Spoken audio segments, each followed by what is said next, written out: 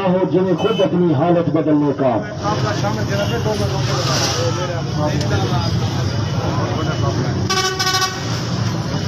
ابھی ایک بہت بڑا قافلہ اس پروگرام میں شرکت کے لیے تشریف لا رہا ہے، وہ بھاوڑی چوک پر پہنچ چکا ہے۔ اب میں گاؤں پہ خطاب دینے چلا ہوں۔ نگاہ بلند سخن دل نواز جہاں پرسوز یہی ہے رکھتے سفر میرے کارواں کے لیے۔ امیر جماعت اسلامی ضلع بہاول نگر جناب چودھری ولید ناصر صاحب آئیں اور اپنے خیالات کا اظہار فرمائیں۔ چودھری ولید ناصر صاحب امیر جماعت اسلامی ضلع بہاول نگر آپ سے مخاطب ہوں۔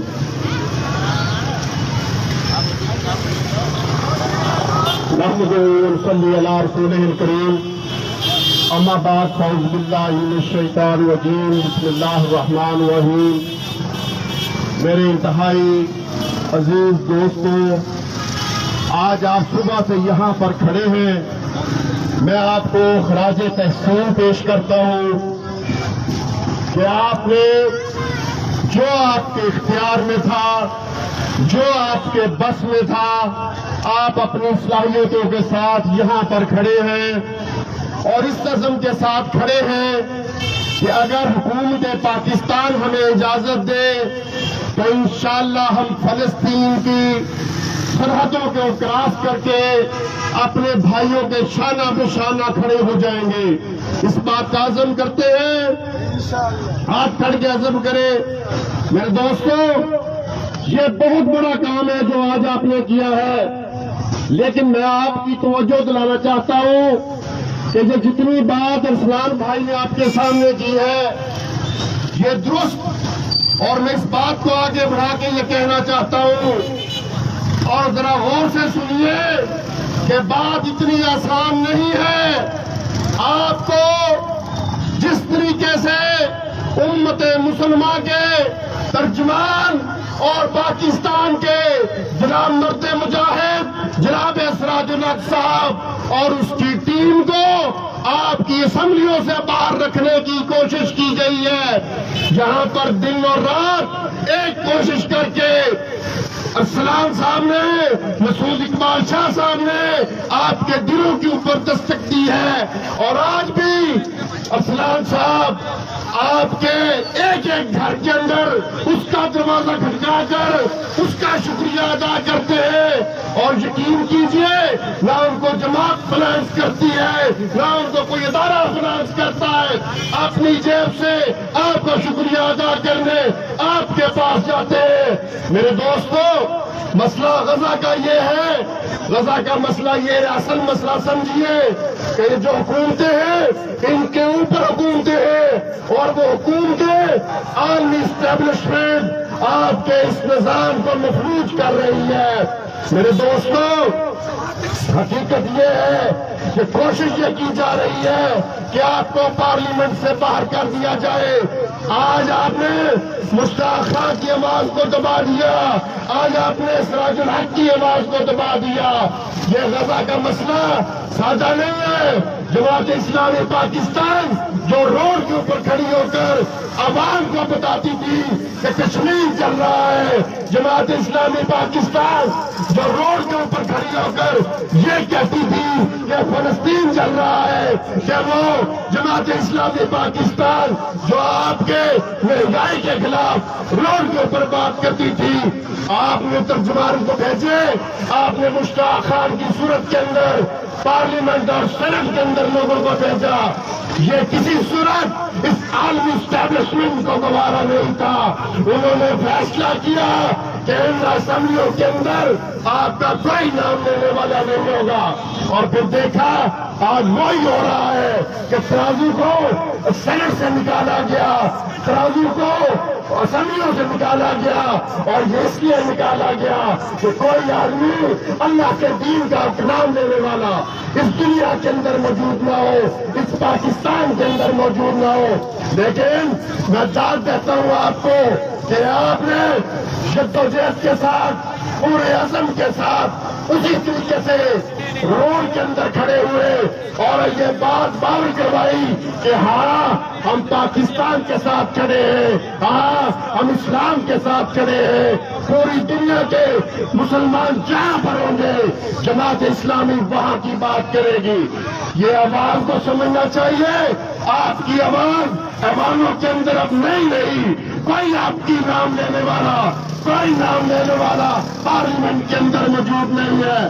میرے دوستوں، اللہ نے آپ کو حکومت دی ہے، اللہ نے آپ کو طاقت دی ہے کہ آپ اللہ کے بھروسے کے اوپر دوبارہ کھڑے ہوتے ہیں، اسلام کو زندہ کرنے کی کوشش کرتے ہیں۔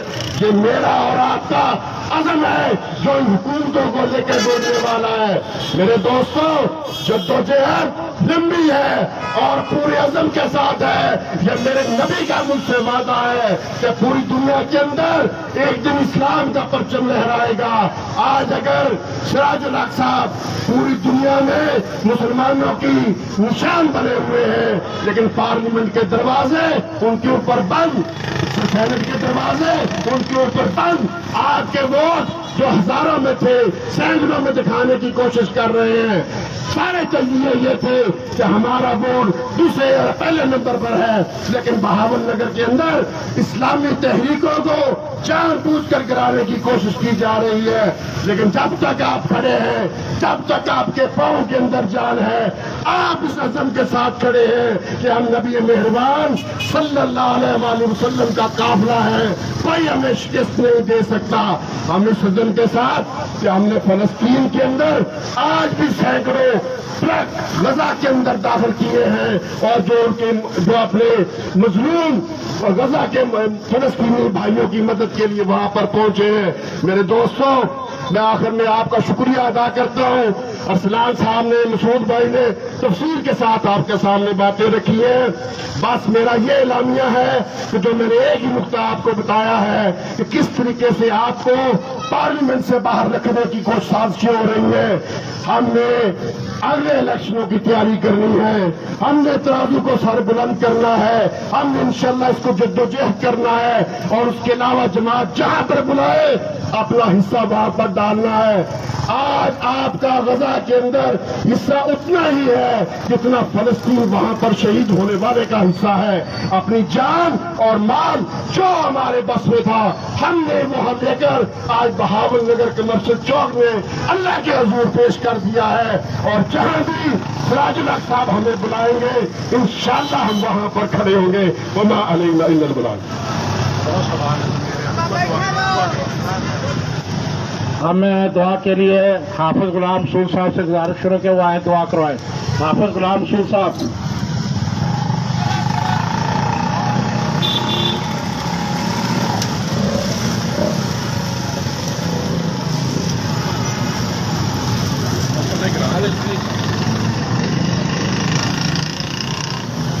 لا إله إلا الله وحده لا شريك له، له الملك وله الحمد وهو على كل شيء قدير، والصلاة والسلام على رسوله النبي الكريم۔ فأعوذ بالله من الشيطان الرجيم، بسم الله الرحمن الرحيم۔ إنما المؤمنون الذين آمنوا بالله ورسوله ثم لم يرتابوا وجاهدوا بأموالهم وأنفسهم في سبيل الله أولئك هم الصادقون۔ ربنا آتنا في الدنيا حسنة وفي الآخرة حسنة وقنا عذاب النار، رب ارحمهما كما ربياني صغيرا۔ یا اللہ قبول و منظور فرما، فلسطینیوں کو آزادی نصیب فرما، کشمیریوں کو آزادی نصیب فرما، جتنے مسلمان مومن آزادی نصیب فرما۔ صلی اللہ تعالی علی رسول خیر خلقہ محمد وآلہ اجمعین۔ شکریہ۔ خدا نے آج تک اس قوم کی حالت نہیں بدلی، خیال نہ ہو جنہیں خود اپنی حالت بدلنے کا۔ اب بھی نہ سمجھو گے تو مٹ جاؤ گے غافل مسلمانوں، تمہاری داستان تک نہ ہوگی داستانوں میں۔ और खुदी को कर बुलंद इतना हर तकदीर से पहले खुदा बंदे से खुद पूछे बता तेरी रजा क्या है।